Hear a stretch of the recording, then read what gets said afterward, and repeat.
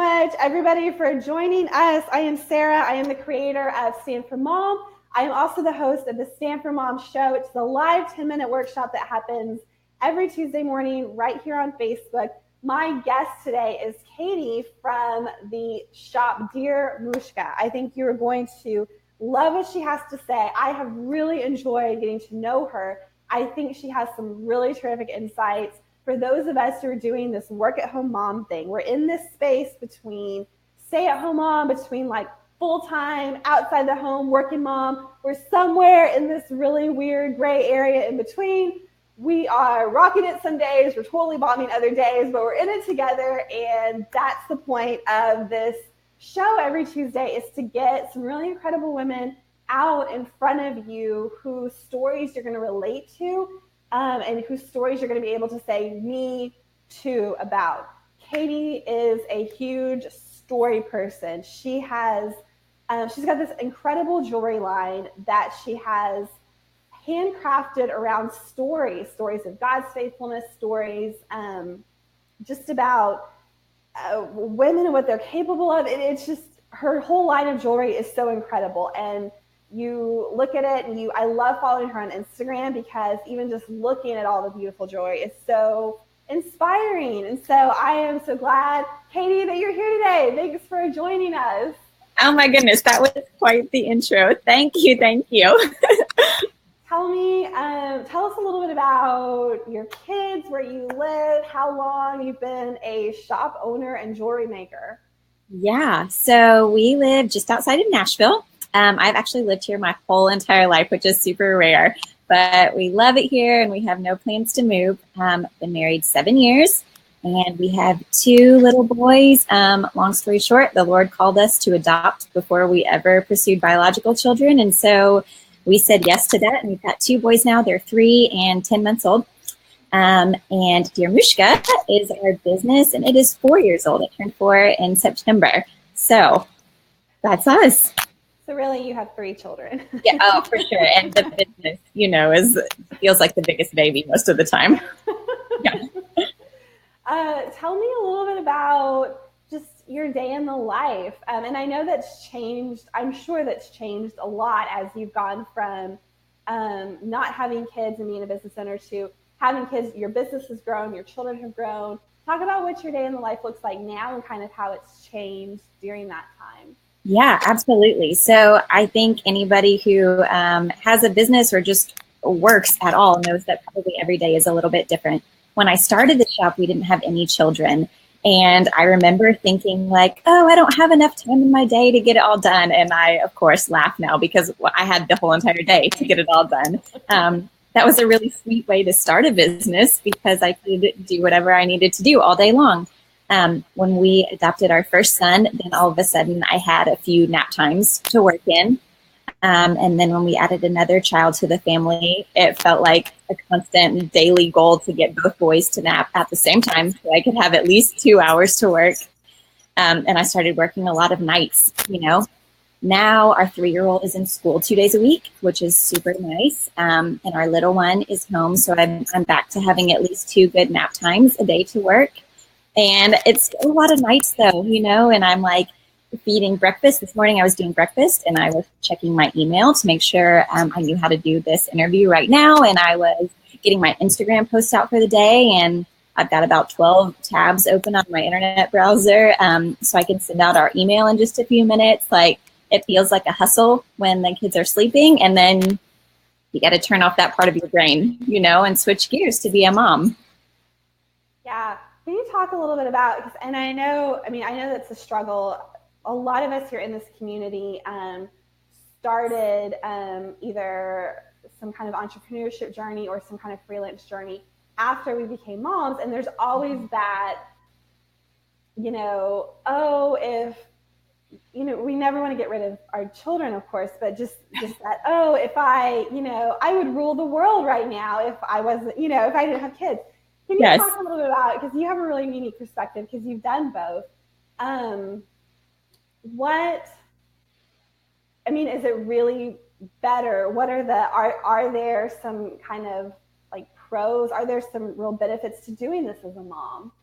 Oh, you know what? I would say 100%. And that's because being a mom gives me passion and it gives me purpose behind what I do. I think, that's just because that's what the Lord has called me to do. He's called me to be a mother and a wife first.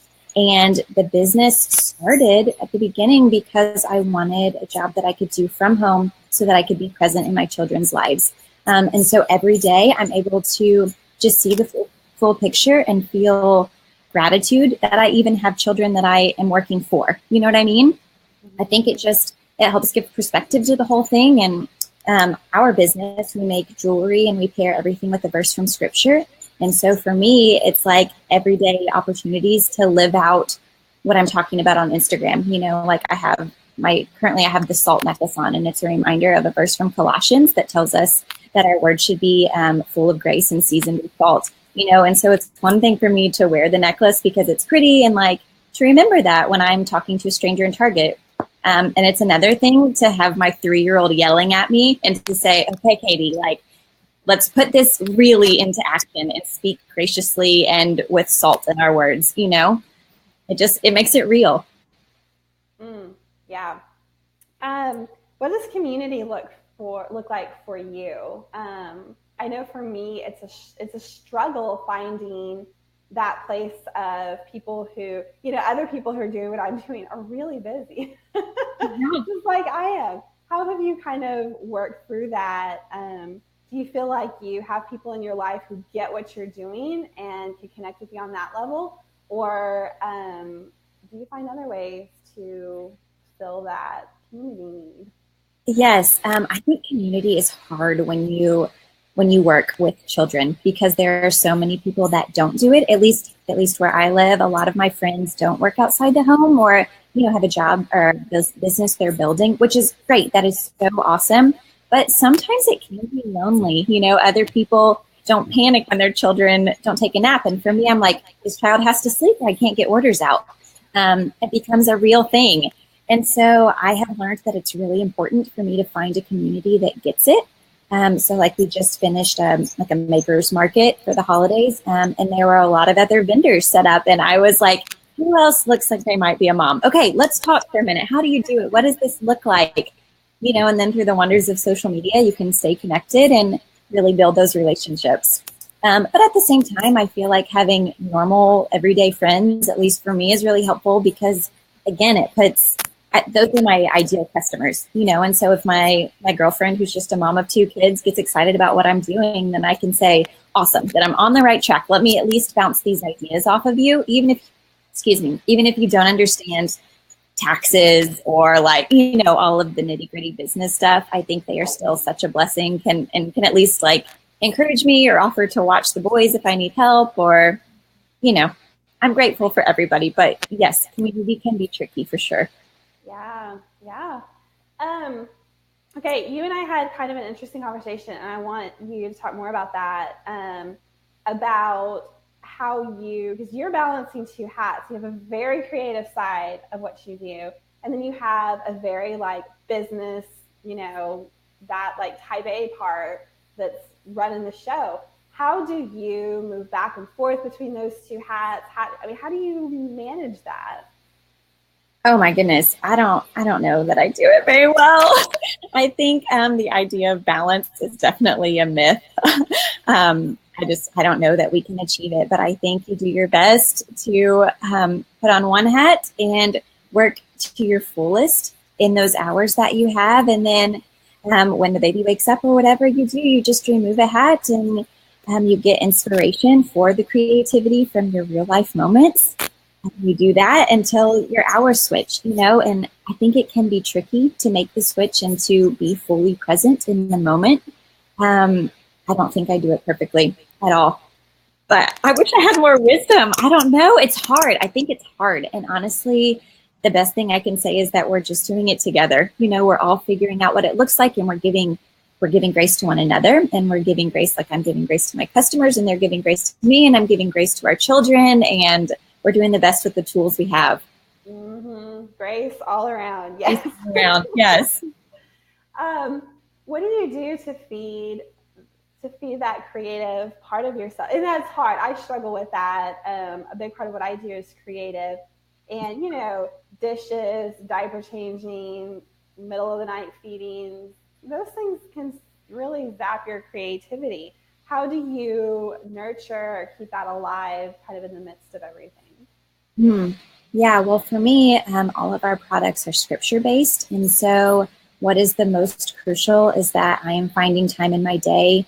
I try to do it before the boys wake up to get in the Word, to sit quietly, like I've got my warm drink in hand, and I try to quiet my mind and I read the Bible and I pray. And that's where I feel like that's where most of my inspiration comes. And so I've got to prioritize that. And it can be really hard when, maybe a baby was up in the middle of the night. And again, there is grace for that too, but I feel like I have to prioritize it. And so I set my alarm and I wake up and I ask the Lord to give me creativity, and then I read scripture and I say, oh, this verse totally could be a necklace. And this verse totally could be something that Sarah needs to wear in her day or whatever. And then I think it just spurs from there. I do think it's incredible. And I think you said this somewhere in a blog post, but your jewelry really does look like scripture.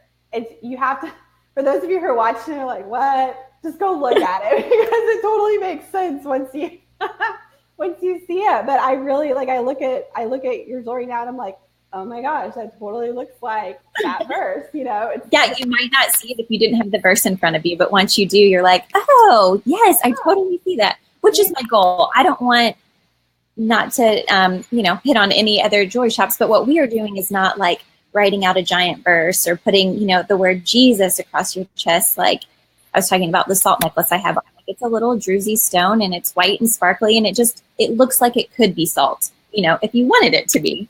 But it's not super bold and in your face.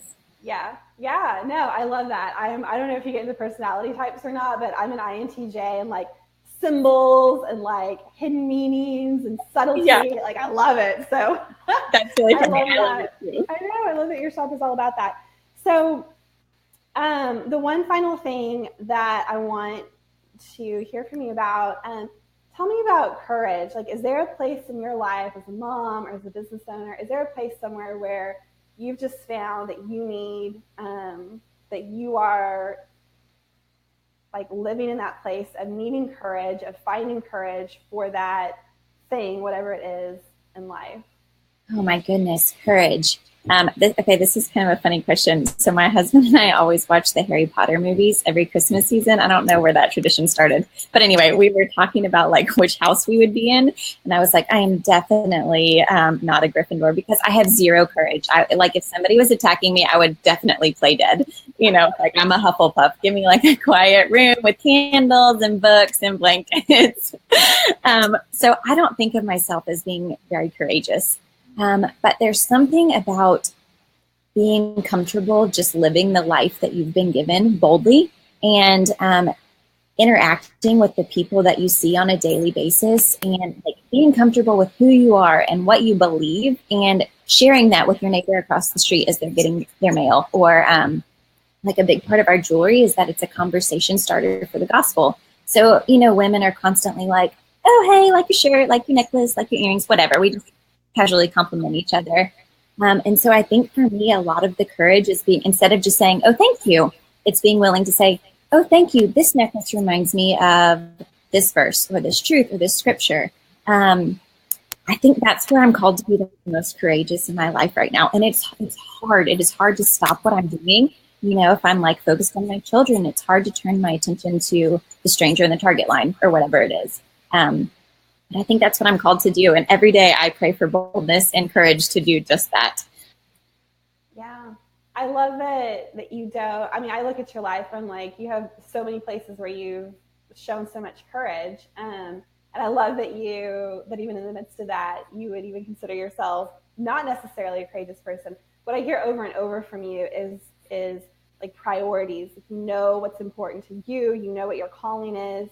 And then you're able to, the rest of life kind of works out. I think that's I hear that over and over again. The more women we interview here, and what matters, and we know it's important. Yes, there's a quote I say all the time. I think it's by Bob Goff. I could be totally wrong, but it says, "You won't be distracted by comparison when you're captivated by purpose." And I think the moment I heard that, I went, yes. Like when we started our jewelry company, it was just jewelry, and there are tons of just jewelry companies. And I felt like I did not know what our purpose was there. Like I was constantly comparing myself to all of these other businesses. And as soon as I realized, okay, this is our purpose, this is what we're focusing on, the rest of it just went away, and I think then you're able to live your life courageously, and you're able to live boldly and with a focus. And then that gives so much meaning to our days. Like it's okay that our children are not perfect, because our goal is not for them to be perfect. It's, like we're raising them. And so we can stay focused there and keep going, or our marriage, or our businesses, whatever it is. Yeah. Oh, that's so good, Katie. We unfortunately do not have like hours and hours to sit and hear from you.